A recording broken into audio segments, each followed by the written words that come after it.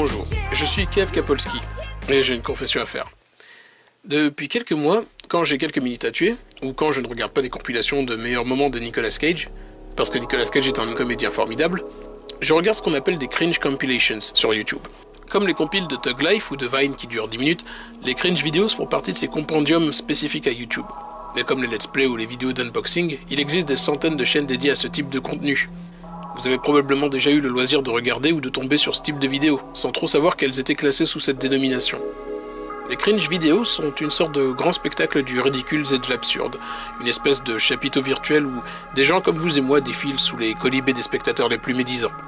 C'est un petit peu comme une sorte de vidéo gag obscure auquel on aurait retiré les rires enregistrés.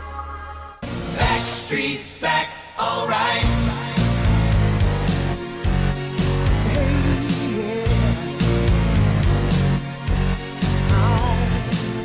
Mais avant d'aller plus loin, et pour ceux qui ne savent pas de quoi je parle, revenons un peu sur le terme cringe.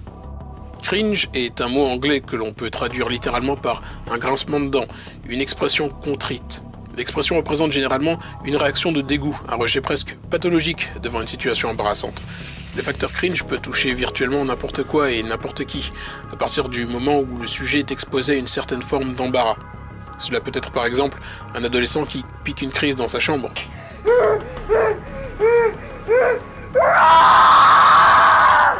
Un adulte qui tente maladroitement d'exposer ses opinions politiques, ou encore un groupe de personnes s'adonnant à un quart d'heure fantasque.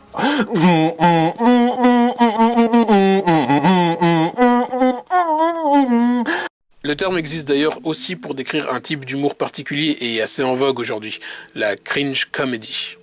Il s'agit de mettre en scène des personnages dans les situations les plus terribles ou douloureuses possibles. Un concept en soi pas si éloigné de celui du Schadenfreude, qui vise à tirer du rire de la souffrance des autres, sauf qu'ici, le but est de faire en sorte que le spectateur se sente aussi mal que le héros, tourné en ridicule. Dans des séries comme The Last Man on Earth ou Parks and Recreations, l'humour découle bien plus souvent du malaise ambiant que d'une volonté sincère de provoquer l'hilarité. Cette tendance pour la cringe comédie se manifeste aussi dans l'animation, place de choix évidemment puisqu'il y est souvent question d'exagérer agressivement des archétypes. Je peux citer dans le lot deux séries remarquables à plus d'un titre, BoJack Horseman et Watamote, respectivement américaines et japonaises, qui se focalisent sur deux indécrottables losers. L'une suit une star de sitcom déchue tentant de faire décoller sa carrière artistique, tandis que l'autre suit une jeune lycéenne cherchant désespérément à la reconnaissance de ses pairs. Dans les deux cas, nous avons affaire à des protagonistes peu aimables, mentalement bornés et extrêmement critiques de leurs contemporains, qui, malgré leurs efforts pour se conformer au moule sociétal auquel ils aspirent, stagnent dans un statu quo déprimant. Dans le cas des deux séries, certains spectateurs avouent que l'identification au personnage était telle qu'ils ont abandonné la série en cours de route, prétextant que le facteur cringe, auquel nous faisions allusion plus tôt, rendait le visionnage de la chose juste insupportable. Sur internet donc, la cringe comédie élevée au rang d'art, à la télévision, est devenue au même titre que le gaming et la lecture de fanfiction, une attraction à niche. Mais au vu de ce que proposent ces montages et des commentaires qu'elles génèrent, on peut se poser une question. Est-ce que les auteurs de telles vidéos sont limite des misanthropes ? Il n'est pas rare de voir sur de telles vidéos des commentaires choquants, les plus récurrents citant souvent un lavage de cerveau à la javel, une moquerie de personnes autistes, et plus terrifiant encore, des appels sarcastiques ou non au génocide. Pourquoi des vidéos dont le but au départ bénin d'amuser créent-elles des réactions aussi sanguines ? Je me questionne constamment sur le pourquoi d'une ire et d'une crétinerie dont font preuve certains internautes. En grande partie, c'est que, caché sous le voile de l'anonymat, n'importe qui peut se permettre de cracher sur le reste du monde, tel un despote toisant l'horizon de sa tour d'ivoire. Mais je pense surtout qu'au fond, une bonne partie des spectateurs ne supportent juste pas que ces vidéos soient un miroir tendu à leur visage. Un miroir déformant et déformé, certes, mais qui dépeint notre humanité et notre disposition collective à l'opprobre et à l'échec. Là où certains y voient des démonstrations de honte et de stupidité, j'y vois des formes d'expression, alternatives, maladroites certes, mais aussi empreintes souvent d'une touchante naïveté.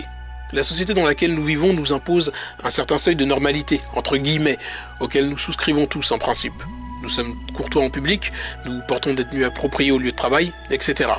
Mais alors que certains veulent s'affranchir de ce vernis et laisser éclater leur nature et leur passion au grand jour, d'autres, endoctrinés par les aspects les plus castrateurs du système, ont au fait de pointer du doigt ce qu'ils considèrent comme différents. Et il en faut peu, même de nos jours, pour qu'une personne se sente exclue, mise en marge.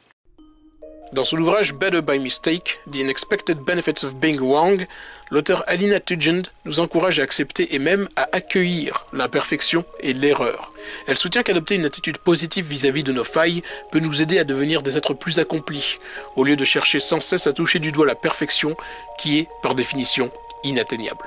Si on va plus loin dans cette analyse de ces attributs reconnus comme valeurs intrinsèques, on arrive au cas fascinant de la psychologie humaniste, une doctrine née dans les années 40, aussi connue sous le nom de troisième force, dont l'une des figures les plus emblématiques est le docteur Abraham Maslow.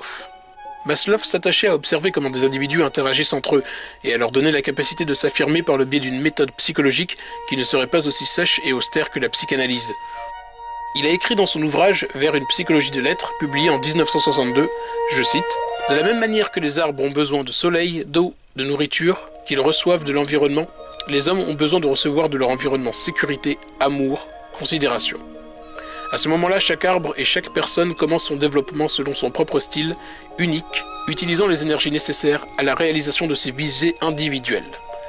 À partir de ce moment-là, on peut dire que le développement est davantage déterminé de l'intérieur que de l'extérieur. » Maslow dit également, toujours en rapport avec les principes de la psychologie humaniste, « J'ai appris que le novice peut parfois voir des choses qu'un élément confirmé peut survoler. Il convient donc de ne pas avoir peur de commettre des erreurs ou de paraître naïf. » Ces gens que l'on voit tout au long de certaines vidéos font parfois l'erreur de se mettre en scène, de commettre des choses impensables, et il serait bien évidemment normal de les inciter à ne pas le faire. Mais en même temps, l'expérience de la vie est faite, d'expérience, de tenter ce qui paraît inutile, d'aller là où personne n'attend, parfois aussi de livrer un challenge à soi-même. On pourra toujours disserter sur le pourquoi et le comment, mais il faut au moins reconnaître à ces joyeux hurluberlus d'avoir eu l'audace ou le manque de bon sens de se mettre en ridicule, ne serait-ce que pour que d'autres n'aient pas l'idée de commettre les mêmes bêtises. Pour certains, le cringe permet d'améliorer l'estime de soi. Il est un parfait sujet de moquerie. D'ailleurs, je mentirais si je disais que ces gens ne me font pas rire de temps à autre, mais je ne les regarde jamais de haut. Je ne me permets pas de porter un jugement péremptoire sur des gens que je ne connais que sous le prisme d'une vidéo de 2 minutes. En fait, pour tout dire, voir ces gens me rassure. Je pense que si des gens réagissent si violemment sur ce genre de choses, c'est parce qu'ils sont tellement confortés dans leur vision étriquée de ce qu'ils considèrent comme être normal, que voir d'autres gens s'épanouir ou se mettre en scène sans correspondre à un schéma préétabli les dérange profondément. Au risque de sonner comme une pub Benetton, toute la beauté de l'être humain réside dans sa diversité, qu'elle soit physique, mentale ou créative. Nous vivons une époque pas particulièrement joyeuse, et bon nombre de gens ont fait le choix de porter le cynisme en étendard. Dans cette époque où l'on cherche à aseptiser l'humain, à polir incessamment son apparence, ce qu'il consomme et ce qu'il doit représenter, voir des gens se mettre volontairement ou involontairement en spectacle, mais surtout, s'adonner à leur passion sans inhibition, me rassure parfois sur l'état de l'humanité. Parce qu'au final, nous ne valons pas mieux que ceux dont nous rions. Nous sommes tous d'imparfaites créatures, sujettes à l'erreur et au ridicule. En rejetant l'autre, nous ne rejetons finalement qu'une partie de nous-mêmes. Parce que beaucoup d'entre nous n'ont pas encore accepté que, comme la beauté ou le goût, la normalité n'est qu'un concept subjectif et superficiel. Voilà ce qui clôt ce petit numéro de cas par cas un peu spécial. Si cela vous intéresse d'avoir une vidéo pareille sur un autre sujet, n'hésitez pas à laisser votre opinion dans les commentaires, c'est avec plaisir comme toujours que je les lirai.